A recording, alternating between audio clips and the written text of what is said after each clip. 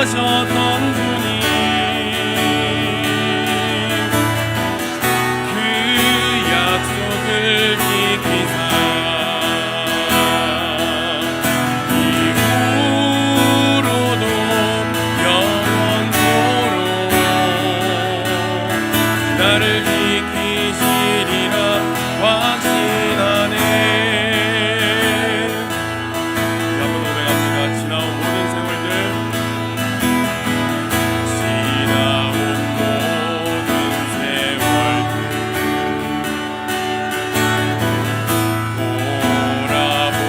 돌아보아도 그 어느 것 하나 주의 손길 안 비친 것 전혀 없네. 한번 노래합니다. 지나온 모든 세월들, 지나온 모든 세월들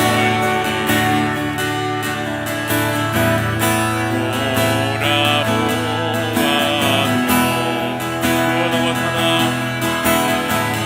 그 어느 것 하나 주의 손길 안 비친 것 전혀 없네. 우리 함께 노래합니다. 오신실하신 주, 오신실하신 주,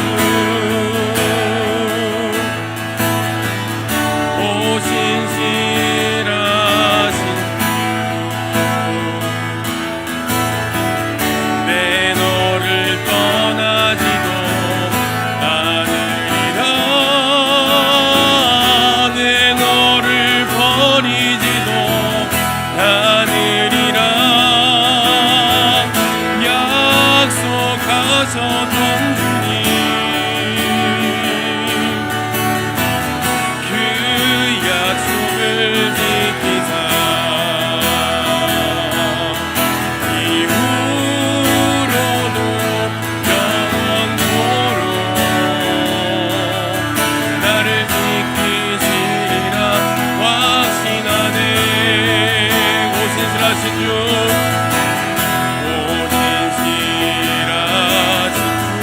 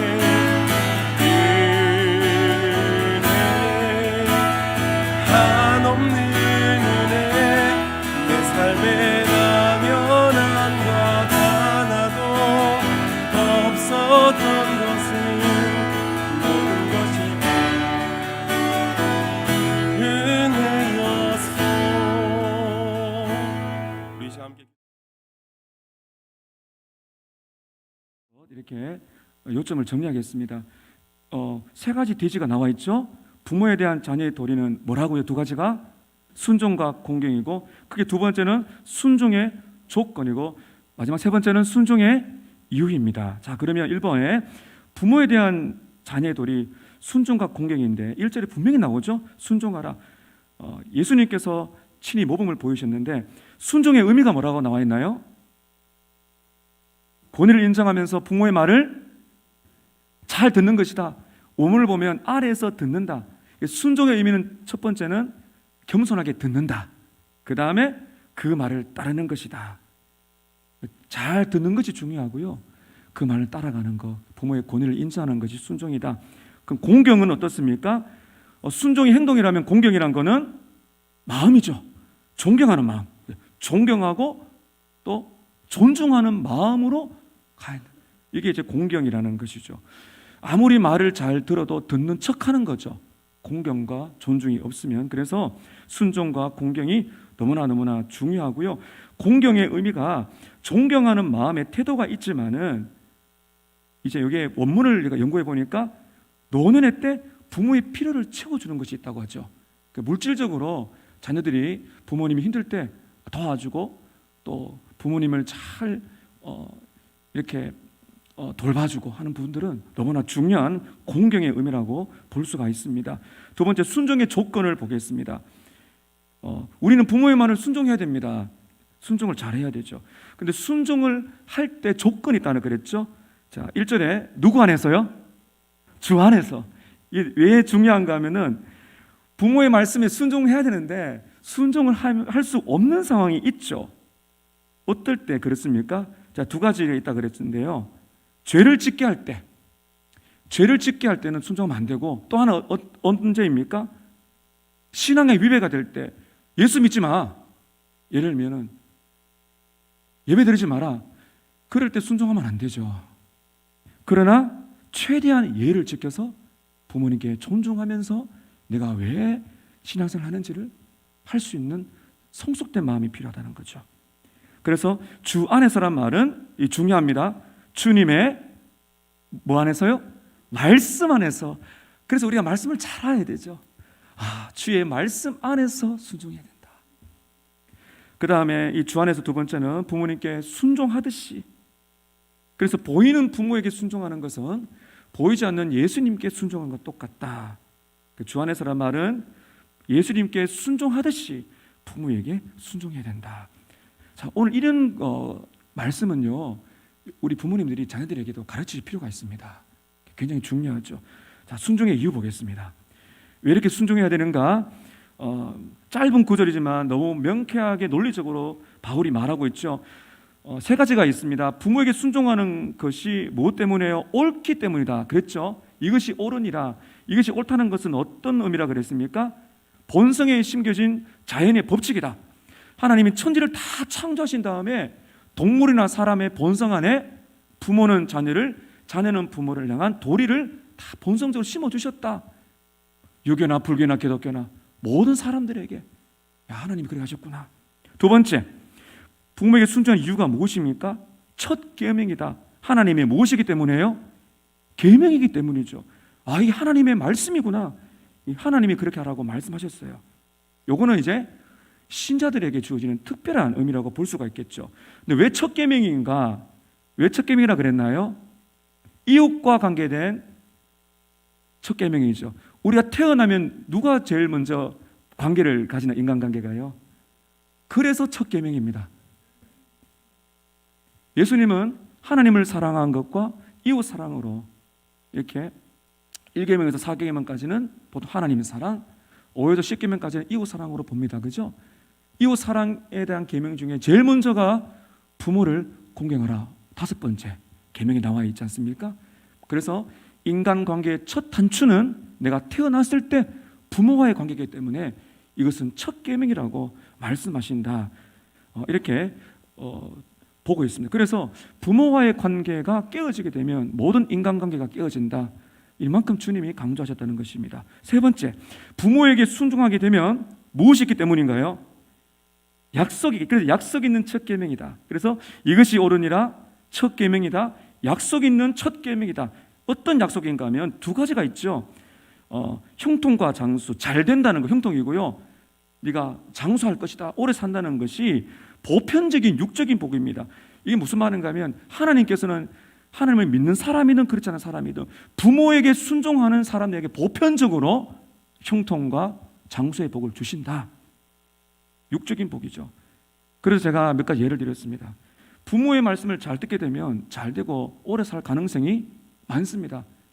여러분, 제가 설교드렸지만 구약시대 때 부모를 저주하고 부모를 모욕하고 부모를 때리는 사람 어떻게 하라 그랬어요? 예, 무섭네요, 그렇죠? 그러면 보세요. 부모에게 순종 잘하면 오래 산다는 거죠, 당연히. 근데 그 당시에도 그런 일이 많았다는 겁니다. 돌로 쳐 죽여라. 엄청나게 죄라는 걸 말해주는데, 그럼 부모를 순종 잘하면 당연히 오래 살겠죠. 인생 경험이 많은 부모의 말을 잘 들으면요, 건강하죠. 엄마가 야, 이런 거 절대로 먹지 마. 잘 지키면 건강할 수밖에 없습니다. 저쪽으로는 가지 마. 저런 일은 안 하면 좋겠어. 하게 되면 잘 되죠. 형통하고 오래오래 살 가능성이 많죠. 그 좋은 인격 형성이 되고 좋은 습관을 가지게 됩니다. 인류 보편적으로 하나님은 그렇게 만드셨다는 거죠. 건강하고 오래오래 살 수가 있어요.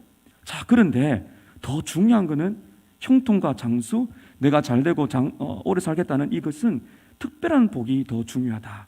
왜 그런가 하면 하나님의 섭리에 따라서 부모에게 순종 잘하고 신실한 성도들도 단명할 수가 있죠. 우리가 많이 보고 있습니다. 고난과 질병을 겪거나 비교적 짧은 인생으로 살 수가 있습니다. 거기에 빠졌는데 그럴지라도 남겨지는 영향력은 크다 작다? 크다.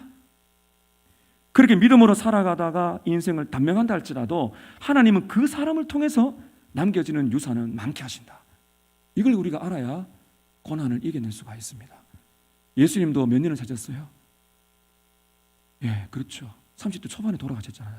그러니까 그분이 남기신 영향력은요, 이루 말할 수가 없죠. 이런 경우가 너무 많습니다. 자, 그 다음에 가장 중요한 형통은 예수님과 동행하면서 그분의 뜻대로 사는 것이다. 형통과 장수의 특별한 복. 마지막 보세요. 고난이 있어도 무엇을 받으면서요? 하나님의 선하신 인도를 받습니다. 고난이 있고 끝나는 인생 같았는데 인생을 길게 내다 보니까 하나님이 인도하시는 섭리 길대로 우리 아이들이 가고 있다는 거죠. 우리가 가고 있다는 것입니다. 이게 형통이죠. 성경에서 말하는 형통은 만사 형통, 기복 신앙이 아니고 궁극적인 신앙의 형통이란 것은 하나님의 인도하심을 받는 것이다. 그때 감사, 평안, 만족이 넘치는 생명력이 있는 삶을 오래오래 산다. 이게 영적인 특별성이라고 볼 수가 있습니다. 마지막에 이렇게 눈이죠, 눈. 예, 스노우 표시가 있네요. 불완전한 자녀된 우리는 불순종하는 우리를 위하여 죽으신 주님의 십자가 앞으로. 자, 이 부분 우리 같이 한번 요약하면서 읽겠습니다. 시작. 불완전한 자녀된 우리는 불순종하는 우리를 위하여 죽으신 주님의 십자가 앞으로 나아가서 다시 순종할 수 있는 힘을 얻어야 합니다. 자녀의 도리를 다하기 위해서는 뭐가 필요하다고요? 그렇습니다. 우리가 이렇게 살겠어요. 부모의 마음 아프게 한 것도 많고, 우리에게 다 부모님들 자녀들 바라볼 때 자녀들 때문에 상한 거 많으시죠? 불완전합니다. 그래서 불완전한 우리를, 불순종한 우리를 위해 죽으신 예수님의 십자가를 기억하고 하나님의 은혜로 이런 자녀의 도리를 다 할 수 있도록 기도하는 것이 정직한 우리고, 그럴 때 주님이 주시는 이 아름다운 육적인 복과 영적인 복을 주실 줄로 믿습니다. 목자 여러분, 인생 속에 형통과 장수, 육적인 복과 더 큰 영적인 복 누리시기를 축복합니다. 네, 여러분 자녀들 또 우리 아이들, 손주들 많으시죠? 기도 많이 하시죠? 건강하게 오래오래 살기를 바라지 않는 부모가 누가 있겠습니까? 아프면은 부모의 눈에 눈물이 떨어지지 않습니까? 주님이 순종하는 자녀를 만드셔서 건강하게, 강건하게 살기를 또 축복합니다. 나눔